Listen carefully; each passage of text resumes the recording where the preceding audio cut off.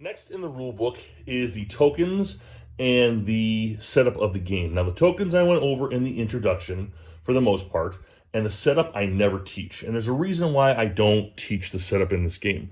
Most importantly is I think every player should set up their game, even if you don't know the game. If you have no idea what you're doing, I don't care how complex the game is, set the game up. Go through the rules of the setup. It's going to teach you what the tokens are, what they're called. Okay, it's going to give you an idea of what they are. And more importantly, you're going to read the rule book, at least a little bit. And you're going to start getting an idea of the ebb and flow of that rule book, the rhythm, if you will.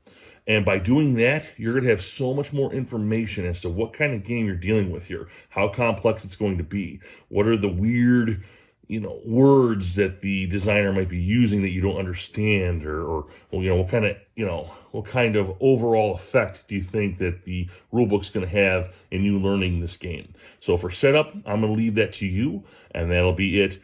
Next, we're going to talk about Buford and setting him up, though. I want to go over him because he's a little bit different.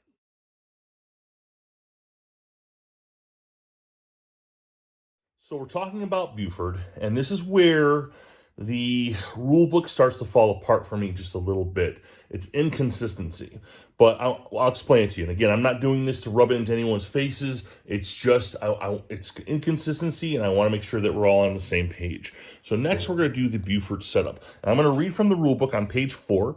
It is number 8. It's just above the sequence of play. It says Buford setup Union player. Put the 2 cavalry blocks of Buford's command on the map in any position you choose. They cannot go on a position that bounds a Confederate reinforcement area.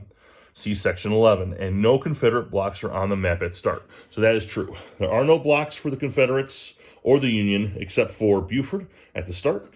Remember, we talked about bounding positions. So the red line, which we talked about, let me scooch out just a little bit. The red line goes from here to here. It goes over these little triangles. And so it bounds these areas. You got this area. This is Chambersburg, by the way. So this line, the red line, this line, all over here, these are bounding areas. Okay? You cannot put Buford here.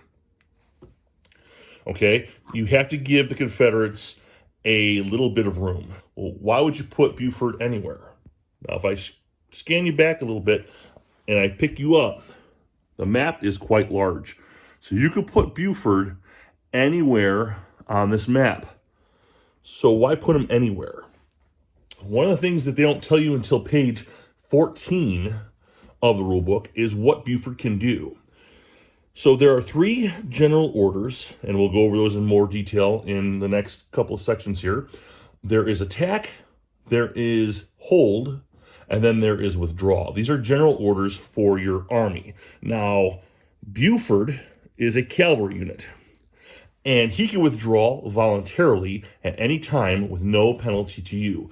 What penalty do you say?